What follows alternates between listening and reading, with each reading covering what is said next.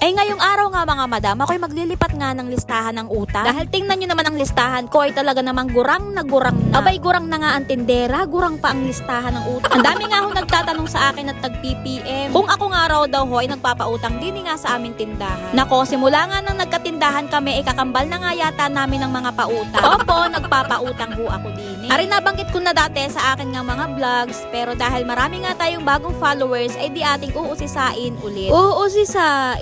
Kanina nga, habang ako nga ay nagtitingin nga na rin mga lista, ay ako'y kinabahan dahil merong nawawalang pahina. Nakalakip dun sa pahinang yon ng medyo madami-daming ang lista. Diyos ko po, rude. Ako'y kinabahan ng husay. Tapos habang ako'y nagbibidyo-bidyo, sakto, bumili nga aring aking bayaw. No, pangalawang mangungutang, number 2 mangungutang po yan. Hindi na, ayan no, napunit. Pero 4,000 yung utang. Tapos itong kabila kwanto, buti na lang at nakita ko. Yan, uy. Hilas Tama number na. 2 mangungutang ho yan, number 2.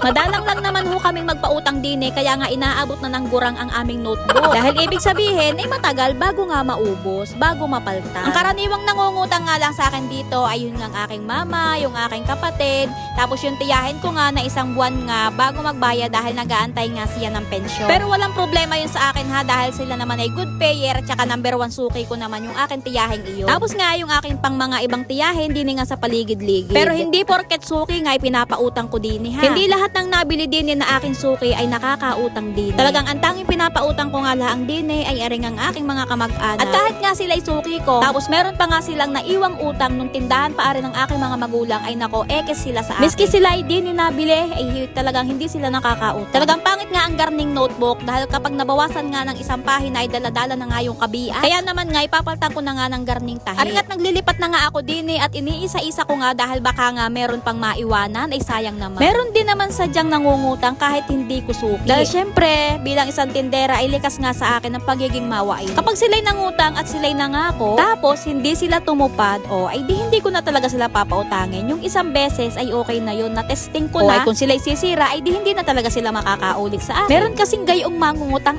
sa una kapag nangako, natupad sila dahil syempre nagpapabango nga ng kanilang pangalan. Pangalawa at pangatlong utang, naku po, pagkakahirap ng hagilapin, sa una la ang magagaling. Kaya dapat hanggat maaari, kung tayo ngayon nagpapautang ay pipiliin laang natin yung mga taong ang ating papautang. Dahil isa talaga sa dahilan ng pagkalugi nga ng isang tindahan ay gawa nga ng mga pautang na hindi na nga nabayaran. Isipin mo yun, piso, 2, 3, yun lang ang tubo mo tapos bago mabayaran inabot na ng siyam. O diga, paano mo pa napaikot yung puhunan mo? Kaya talagang hindi mo nga masisisi yung ibang tindahan na hindi talaga nagpapautang. Kagaya nga ng isang are kapag yung akin ngang anak yung tao ay pinapautang nga niya. O ay ngayon, kita nyo kakakunat, kakahirap singilin. Yung nga rin kasi ang hirap sa ibang tao matapos mo nga matulungan, mapagpaluwagan. Ang ending, ikaw pang pahihirapan. Ito po, number 1 mangungutang po namin yan. Ayan nga at nabili nga diyan si mama ay akin yang niluluko. Ay kakoy, ayan ho ang aking number 1 na mangungutang. Ayan, para mapaikli ang ating hunta, ako ho ay nagpapautang dito sa akin tindahan sa mga suki ko na good pay. Pero hindi lahat ng suki ay pinapautang. O siya, paano sa susunod na lang ulit ha? Bye!